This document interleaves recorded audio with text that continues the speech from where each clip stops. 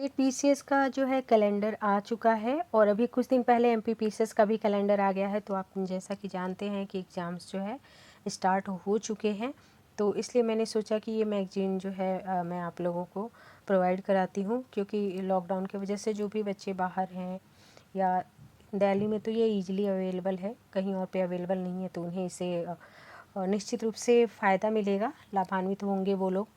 और ये महेश कुमार बर्नवाल सभी जानते होंगे कि इनकी जियोग्राफी की बुक आती है जो सिविल सर्विसेज के लिए काफ़ी महत्वपूर्ण होती है। और सिविल एस्पिरेंट अगर कोई है तो ज़रूर ही एक बार इनके बुक को पढ़ता है।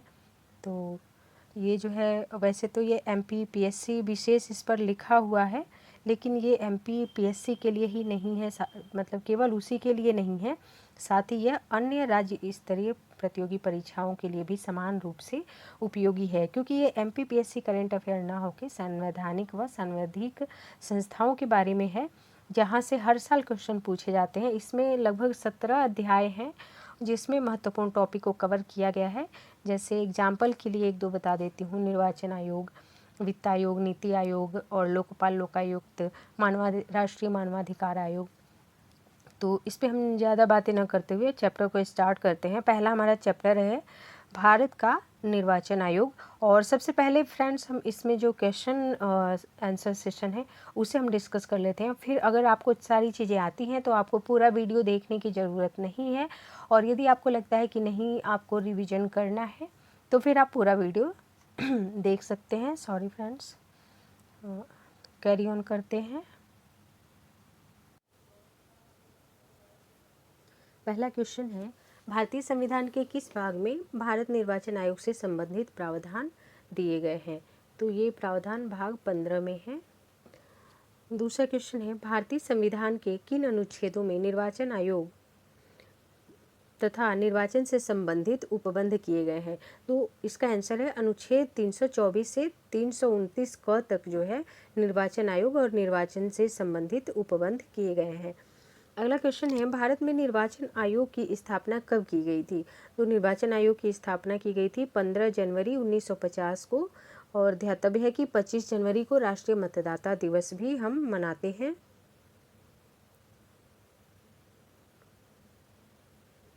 फिर अगला क्वेश्चन है कि संविधान संशोधन के द्वारा मतदान की न्यूनतम आयु 18 वर्ष कर दी गई थी। तो आंसर है 61वें संविधान संशोधन द्वारा मतदान की आयु 21 वर्ष से घटा के 18 वर्ष कर दी गई थी। अगला क्वेश्चन है कि भारतीय संविधान के अनुच्छेद 326 में कौन सा अधिकार प्रदान किया गया है? तो इसमें प्रत्येक वयस्क नागरिक को मताधिकार का अधिकार प्रदान किया गया है।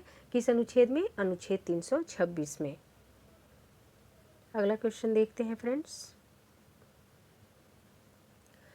निर्वाचन आयुक्तों का कार्यकाल कितना होता है? तो निर्वाचन आयुक्तों का कार्यकाल जो है 6 वर्ष अथवा 65 वर्ष की आयु तक, जो भी पहले होता है। अगला क्वेश्चन है, राष्ट्रपति द्वारा निर्वाचन आयुक्तों को उनके पद से हटाने के लिए किसकी सहमति की आवश्यकता होती है? तो आंसर है मुख्य निर्वाचन आयुक्त। मुख्य निर्वाचन आयुक्त की सहमति से राष्ट्रपति जो है अन्य निर्वाचन आयुक्तों को उनके पद से हटा सकते हैं। अगला क्वेश्चन है, मुख्य निर्वाचन आयुक्त तथा अन्य निर्वाचन आयुक्तों के वेतन भत्ते व अन्य लाभ किसके समान होते हैं? तो इसका आंसर है सर्वोच्च न्यायालय के न्यायाधीश के समान होते हैं। अगला क्वेश्चन है, चुनाव की तिथियों का निर्धारण किसके द्वारा किया जाता है? तो आंसर है भारत का निर्वाचन आयोग। चुनाव की तिथियों का निर्धारण भारत के निर्वाचन आयोग द्वारा किया जाता है। अगला क्वेश्चन 10वां क्वेश्चन है, चुनाव क्षेत्र का परिसमन करने का उत्तरदायित्व किस संस्था के पास है? तो ये उत्तरदायित्व निर्वाचन आयोग के पास है। अगला क्वेश्चन है, भारत में इलेक्ट्रॉनिक वोटिंग मशीन का डिजाइन किसने तैयार किया था? तो ये डिजाइन एमवी हनीफ ने तैयार किया था। अगला क्वेश्चन है, निर्वाचन आयोग के कार्यों में क्या शामिल नहीं है? मतदाताओं का पंजीकरण करना, राजनीतिक दलों को मान्यता प्रदान करना और आचार संहिता तैयार करना। तो आंसर होगा इनमें से कोई नहीं, अर्थात उपरोक्त तीनों ही क्या है? निर्वाचन आयोग के कार्य हैं। और क्वेश्चन में क्या पूछा है कि निर्वाचन आयोग के कार्यों में शामिल नहीं है, क्या शामिल नहीं है? तो ये तीनों शामिल है, इसलिए आंसर डी होगा। अगला क्वेश्चन देखते हैं, संसद सदस्यों की अयोग्यताओं के संबंध में राष्ट्रपति किसके साथ परामर्श करता है? तो ध्यान रहे फ्रेंड्स, इस संदर्भ में राष्ट्रपति जो है भारत के निर्वाचन आयोग के साथ परामर्श करते हैं। अगला क्वेश्चन है, निम्नलिखित में से किस अनुच्छेद के द्वारा चुनाव संबंधित विषयों में न्यायालय के हस्तक्षेप पर रोक लगाई गई है? तो इसका आंसर है अनुच्छेद 329। नेक्स्ट क्वेश्चन देखते हैं, निर्वाचन आयोग के द्वारा सर्वप्रथम किस वर्ष आचार संहिता लागू की गई थी? तो सर्वप्रथम वर्ष 1971 में जो है सर्वप्रथम आचार संहिता लागू की गई थी। अगला क्वेश्चन है 16वां, देखते हैं, निर्वाचन आयोग द्वारा किस वर्ष यह अनिवार्य किया गया कि सभी प्रत्याशी नामांकन पत्र के साथ शैक्षिक संपत्ति तथा आपराधिक पृष्ठभूमि का शपथ पत्र भी प्रस्तुत करेंगे? तो इसका सही आंसर है वर्ष 2007 में। अगला क्वेश्चन है, निम्नलिखित में से कौन सी समिति या समितियां चुनाव सुधारों से संबंधित है? इंद्रजीत गुप्ता समिति, दिनेश गोस्वामी समिति, तारकुंडे समिति। तो आंसर है डी, उपर्युक्त सभी समितियां जो है चुनाव सुधार से संबंधित है। अगला क्वेश्चन देखते हैं, क्वेश्चन नंबर 18, भारत निर्वाचन आयोग द्वारा अब तक कितने लोकसभा चुनाव का सफलतापूर्वक संचालन किया गया है? तो इसका आंसर है 17 जो है लोकसभा चुनाव का अब तक सफलतापूर्वक संचालन किया गया है। नेक्स्ट क्वेश्चन देखते हैं, राजनीतिक दलों द्वारा कितनी धनराशि से अधिक के चंदे को सार्वजनिक रूप में निर्वाचन आयोग को बताना अनिवार्य है? तो इसका आंसर है 2000 रुपये से अधिक अगर वो चंदा लेते हैं तो उन्हें सार्वजनिक करना अनिवार्य है। क्वेश्चन नंबर 20 है, किस समिति ने सरकारों द्वारा चुनाव में वित्तीय सहायता प्रदान करने का समर्थन किया है? तो आंसर है ए, इंद्रजीत गुप्ता समिति।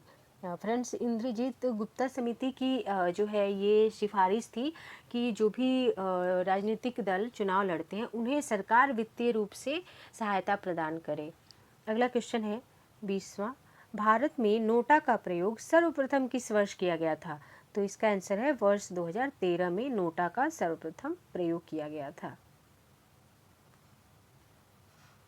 अगला क्वेश्चन देखते हैं, वर्तमान समय में लोकसभा तथा विधानसभा के प्रत्याशियों के द्वारा चुनाव खर्च की अधिकतम सीमा कितनी है? तो फ्रेंड्स, ये सीमा है 70 लाख लोकसभा के लिए और राज्य विधानसभाओं के लिए 28 लाख कर दी गई है बढ़ाकर। क्वेश्चन नंबर 22 है, राष्ट्रीय मतदाता दिवस कब मनाया जाता है? तो ये आप सभी को मालूम होगा कि 25 जनवरी को राष्ट्रीय मतदाता दिवस मनाया जाता है। क्वेश्चन नंबर 23 देखते हैं, भारत के प्रथम निर्वाचन आयुक्त कौन थे? तो ये सुकुमार सेन थे, आप सभी को पता है, कई बार पूछ भी चुका है एग्जाम में। अगला क्वेश्चन है कि भारत की प्रथम महिला मुख्य निर्वाचन आयुक्त कौन थी? तो ये थी वीएस रमा देवी। इस प्रकार फ्रेंड्स हमने 24 क्वेश्चन डिस्कस कर लिए। एक क्वेश्चन मैं आपके लिए छोड़ती हूँ जिसे अगर आपको जवाब मालूम है तो आप उसे कमेंट बॉक्स में लिखेंगे। देश के प्रथम मुस्लिम मुख्य चुनाव आयुक्त कौन थे? देश के प्रथम मुस्लिम मुख्य चुनाव आयुक्त कौन थे? इसका आंसर अगर आपको पता हो तो आप कमेंट सेक्शन में लिख सकते हैं, मैं लास्ट में वैसे बता दूंगी इसको। तो अगर अब आगे हम इस चैप्टर को डिटेल में जो है एक्सप्लेन करते हैं। क्वेश्चन आंसर सेशन हो गया हमारा, तो स्टार्ट करते हैं इसको।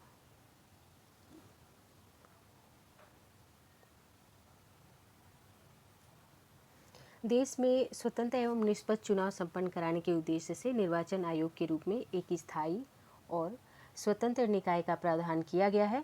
भाग 15 में अनुच्छेद 324 से 329 क तक निर्वाचन आयोग तथा निर्वाचन से संबंधित उपबंध को किया गया है और इसमें जो है जनप्रतिनिधित्व अधिनियम 1950 और जनप्रतिनिधित्व अधिनियम 1921 के बारे में भी वर्णन किया गया है। इसके द्वारा जो है निर्वाचन आयोग की शक्तियों को विस्तारित किया गया है।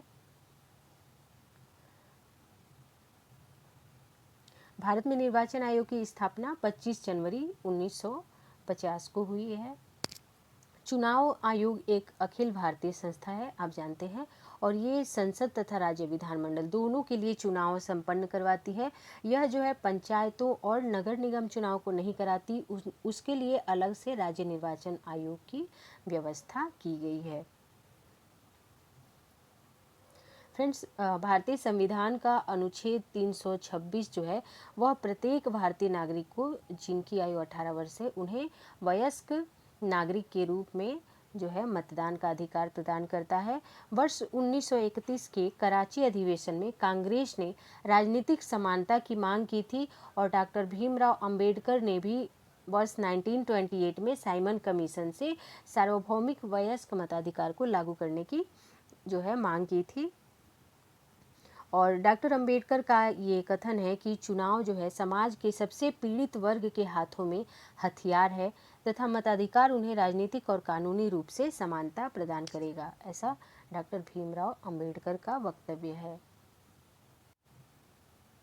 अब निर्वाचन आयोग की संरचना के बारे में भी देख लेते हैं। निर्वाचन आयोग वर्तमान में 3 सदस्यीय निकाय है और इसमें एक मुख्य जो है निर्वाचन आयुक्त होते हैं और 2 अन्य निर्वाचन आयुक्त होते हैं जिनकी नियुक्ति राष्ट्रपति द्वारा की जाती है। आप जानते हैं कि प्रारंभ में यह एक सदस्यीय संस्था थी और ये जो है वर्ष 1989 तक एक सदस्य ही रही, किंतु लेकिन 1989 में इस संस्था को 3 सदस्यीय बना दिया गया। हालांकि अगले ही वर्ष इसे फिर से एक सदस्यीय बना दिया गया, किंतु वर्ष 1993 से यह पुनः 3 सदस्यीय बना दिया गया और वर्तमान में यानी 1993 से लेकर अभी तक जो है हमारा निर्वाचन आयोग बहुसदस्यीय है। तो आपको बहुत ज़्यादा याद करने की ज़रूरत नहीं है, बस ये समझिए कि ये प्रारंभ में एक सदस्यीय संस्था थी और वर्तमान में यह बहुसदस्यीय है जिसमें 3 सदस्य होते हैं, एक मुख्य निर्वाचन आयुक्त और 2 अन्य निर्वाचन आयुक्त। फिर देखते हैं कि 61वें संविधान संशोधन द्वारा जो है अनुच्छेद 326 में संशोधन किया गया और मतदान की न्यूनतम आयु जो पहले 21 वर्ष थी उसको घटा के कितना कर दिया गया, 18 वर्ष कर दिया गया। वर्तमान में निर्वाचन आयोग की संरचना को लेकर विवाद भी उठ रहे हैं। इनमें सदस्यों की नियुक्ति हेतु एक समिति के गठन की मांग की जा रही है जिसमें कि राष्ट्रपति, प्रधानमंत्री, राज्यसभा के सभापति और विपक्ष के नेता आदि सम्मिलित हों। अन्य आयुक्तों के बारे में बात करें तो ये सामूहिक संस्था है जिसमें मुख्य निर्वाचन आयुक्त एवं अन्य निर्वाचन आयुक्तों का स्थान जो है समान ही होता है। मुख्य निर्वाचन आयुक्त की प्राथमिकता केवल इतनी है कि वो क्या करते हैं, वो जो है निर्वाचन आयोग की बैठकों की अध्यक्षता करते हैं। फिर हम देखते हैं कि मुख्य निर्वाचन आयुक्त व 2 अन्य निर्वाचन आयुक्तों के पास शक्तियां कैसी होती हैं, समान शक्तियां होती हैं, चाहे वो मुख्य निर्वाचन आयुक्त हो या अन्य दोनों निर्वाचन आयुक्त हो। इनके वेतन, भत्ते, लाभ सभी एक जैसे होते हैं। फ्रेंड्स, यहाँ से क्वेश्चन पूछता है कि मुख्य निर्वाचन आयुक्त और जो अन्य निर्वाचन आयुक्त होते हैं उनके वेतन, भत्ते, लाभ, शक्तियाँ सब कुछ एक जैसे हैं। बस मुख्य निर्वाचन आयुक्त की एक अधिक शक्ति ये है कि वो इसकी अध्यक्षता करते हैं और इनकी शक्तियाँ होती किसके, वेतन भत्ते इनके किनके समान होते हैं, तो वो सर्वोच्च न्यायालय के न्यायाधीश के समान होते हैं, न कि मुख्य न्यायाधीश के समान। आप कभी ये क्वेश्चन पूछ देता है कि मुख्य निर्वाचन आयुक्त का जो वेतन भत्ता है वो सर्वोच्च न्यायालय के मुख्य न्यायाधीश के समान होगा, तो वो गलत हो जाएगा। सर्वोच्च न्यायालय के न्यायाधीश के समान ही मुख्य निर्वाचन आयुक्त तथा अन्य दोनों निर्वाचन आयुक्तों का भी वेतन और भत्ता होता है। ऐसी स्थिति में जब मुख्य निर्वाचन आयुक्त व 2 अन्य निर्वाचन आयुक्तों के बीच किसी विषय पर मतभेद होता है तो आयोग बहुमत के आधार पर निर्णय लेता है। अर्थात आप देखते हैं कि मत देने में भी मुख्य निर्वाचन आयुक्त को वरीयता नहीं दी गई है, वो टाई मत नहीं दे सकते, बहुमत के आधार पर डिसीजन होता है।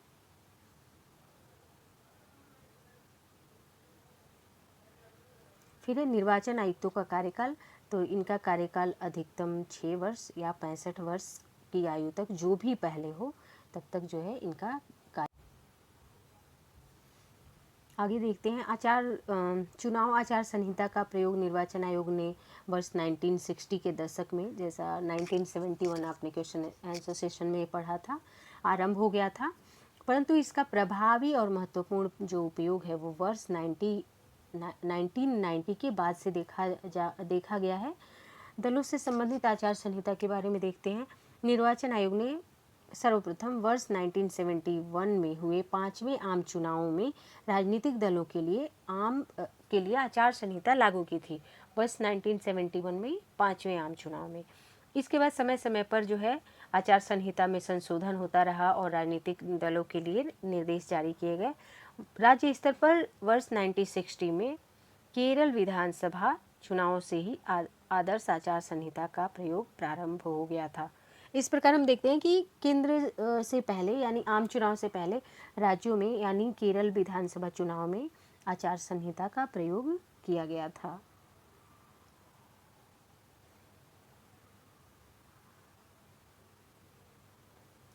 इस आचार संहिता का अब उद्देश्य क्या होता है, तो ये होता है सभी चुनाव में सभी पार्टियों को, सभी दलों को जो है समान अवसर उपलब्ध कराना और प्रचार व्यवस्थाओं को निष्पक्ष बनाए रखना। राजनीतिक दलों की आलोचना कार्यक्रम और नीतियों तक सीमित हों, व्यक्तिगत आलोचना पर प्रतिबंध है। धार्मिक स्थानों का उपयोग जो है चुनाव प्रचार के मंच के रूप में नहीं किया जाना चाहिए। मत पाने के लिए भ्रष्ट आचरण का उपयोग न करें, जैसे रिश्वत देना, मतदाताओं को परेशान करना आदि। राजनीतिक दल कोई भी ऐसी अपील नहीं करेंगे जिससे किसी धार्मिक या जाति भावना आहत होती हो। दल या प्रत्याशी पहले ही यह सुनिश्चित कर लें कि चुनाव प्रचार हेतु जो स्थान उन्होंने चुना है वहां निषेधाज्ञा लागू ना हो।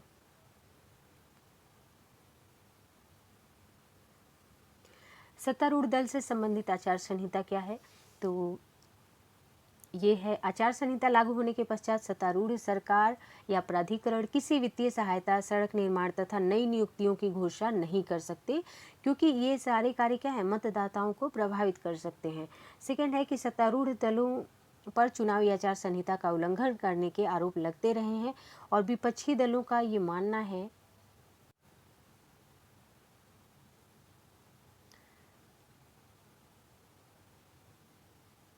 कि विपक्षी दलों का मानना है कि जो सत्तारूढ़ दल है वो सरकारी मशीनरी का दुरुपयोग करते हैं एवं अपने दल के प्रचार के लिए सरकारी धन का प्रयोग करते हैं, साथ ही सरकारी मीडिया का भी दुरुपयोग करते हैं। ऐसी स्थिति में निर्वाचन आयोग जो है उपयुक्त आरोपों की जांच करता है। अब चुनाव के समय आचार संहिता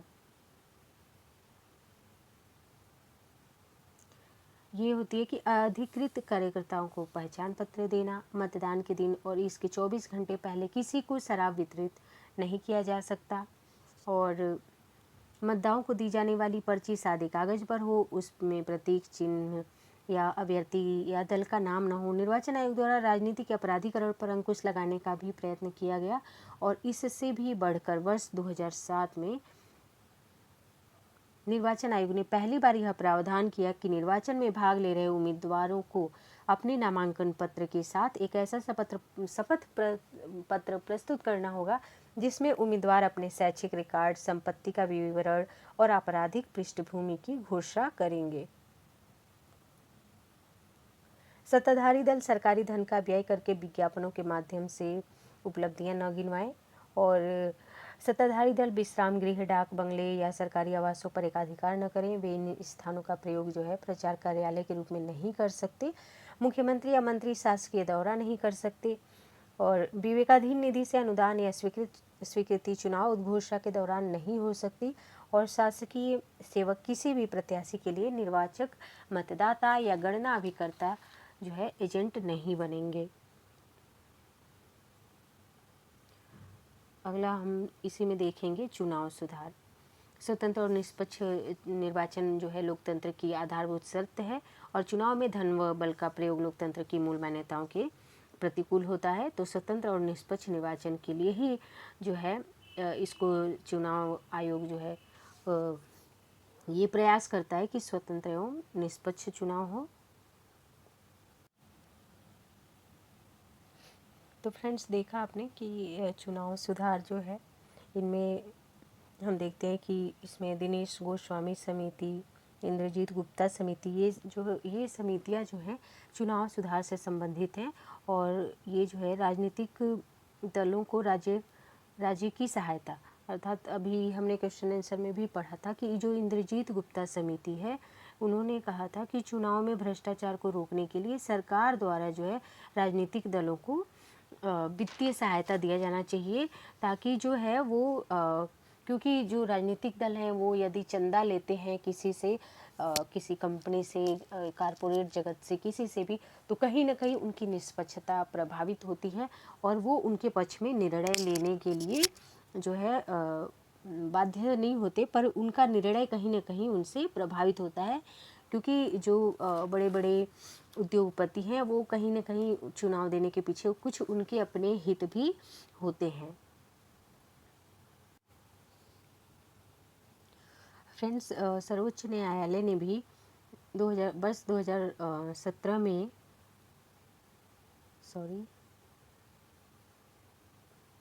सर्वोच्च न्यायालय ने भी वर्ष 2017 में जो है जाति, धर्म, भाषा, संप्रदाय विशेष के नाम पर वोट मांगने को पूर्णतः प्रतिबंधित कर दिया है।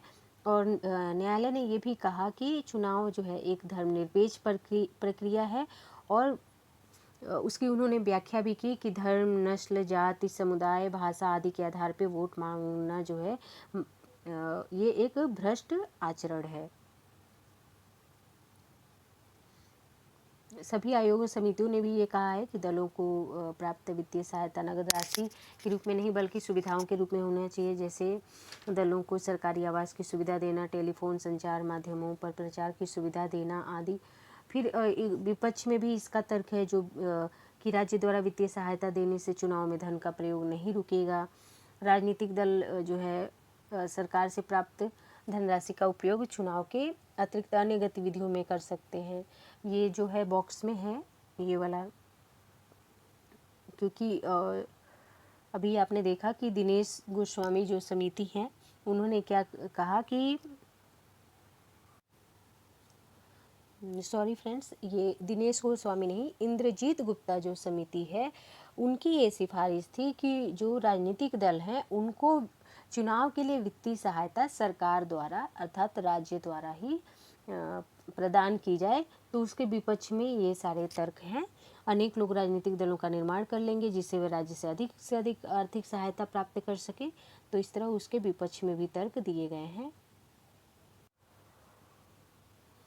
निर्वाचन आयोग की भूमिका जो है अत्यधिक महत्वपूर्ण और प्रशंसनीय है। अभी तक जो है निर्वाचन आयोग जो है 17 आम चुनावों यानी लोकसभा चुनाव का सफलतापूर्वक संचालन कर चुका है। कितने 17 जो है लोकसभा चुनाव का। और देखते हैं कि जो भी चंदा मिलती है राजनीतिक दलों को, पॉलिटिकल पार्टीज़ को, तो वो पहले उसकी जो सीमा थी वो 20,000 रुपये थी कि 20,000 से अधिक अगर उनको कोई चंदा मिलता है, कोई उनको चंदा देता है, तो उस राशि को सार्वजनिक करना जो है होता था, बताना होता था। किंतु इसे अब संशोधित करके 20,000 को 2,000 रुपये कर दिया गया है। वर्ष 2017-18 के भाषण में वित्त मंत्री ने जो है वर्ष 2017-18 के भाषण में इस 20,000 की राशि को 2,000 रुपये कर दिया गया है। अब 2,000 रुपये से अधिक कोई भी राजनीतिक दल को चंदा मिलता है, वो प्राप्त करते हैं, तो इसका उन्हें सार्वजनिक रूप से खुलासा करना होगा।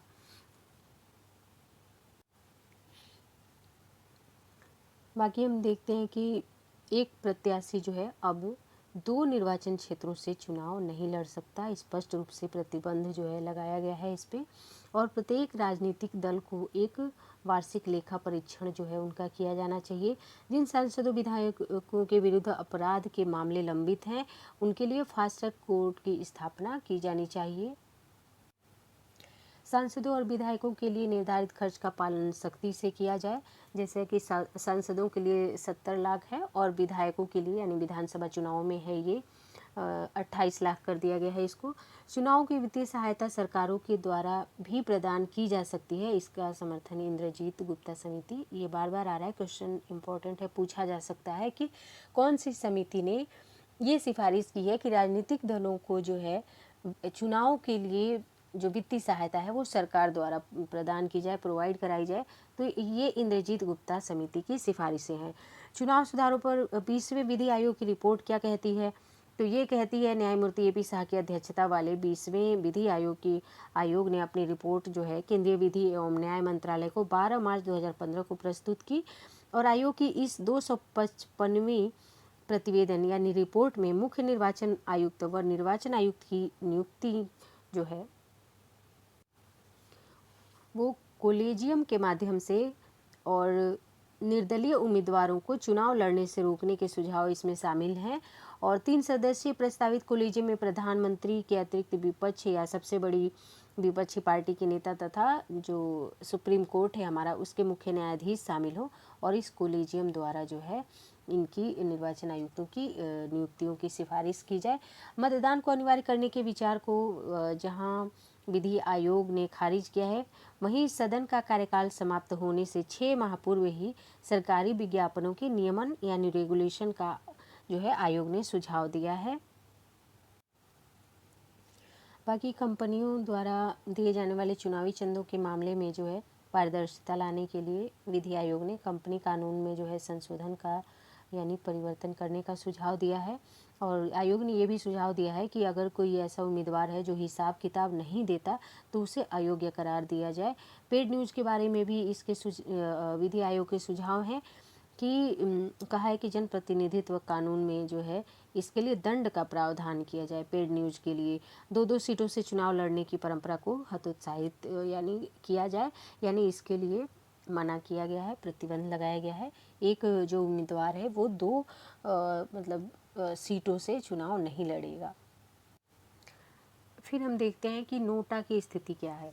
तो फ्रेंड्स, लोकसभा चुनाव में आप जानते हैं कि नोटा को लागू कर दिया गया है, किंतु जो राज्यसभा का चुनाव होता है तो उसमें राज्यसभा चुनाव में नोटा की क्या स्थिति है। इसे प्रारंभ में लाया गया था, फिर इसे जो है रद्द कर दिया गया है। सर्वोच्च न्यायालय ने अपने एक निर्णय में राज्यसभा चुनाव में नोटा का जो विकल्प है उसे रद्द कर दिया है। इसे लाया कब किया गया था? वर्ष 2014 और 15 में 2 अधिसूचनाएं जारी करके राज्यसभा चुनाव में नोटा को लागू किया गया था। भारत में नोटा विकल्प का उपयोग पहली बार सर्वोच्च न्यायालय के द्वारा वर्ष 2013 में दिए गए एक आदेश के बाद किया गया था, और सर्वप्रथम 2013 में 4 राज्यों में नोटा का प्रयोग किया गया था, जिनमें से हैं छत्तीसगढ़, मिजोरम, राजस्थान तथा मध्य प्रदेश। अगर एमपी का एग्ज़ाम है तो आपको नाम याद होना चाहिए, क्योंकि ज़्यादा नहीं है, बस 4 ही राज्य हैं। तो इसमें मध्य प्रदेश भी था एक, उत्तर प्रदेश नहीं है, यूपी वाले ये याद रखेंगे। और छत्तीसगढ़ सामान्यतः लोग पिछड़ा समझते हैं, लेकिन इनका भी नाम आप याद रखेंगे। छत्तीसगढ़, मिजोरम, राजस्थान, मध्य प्रदेश 4 ऐसे राज्य हैं जिनमें सर्वप्रथम वर्ष 2013 में नोटा को लागू किया गया था।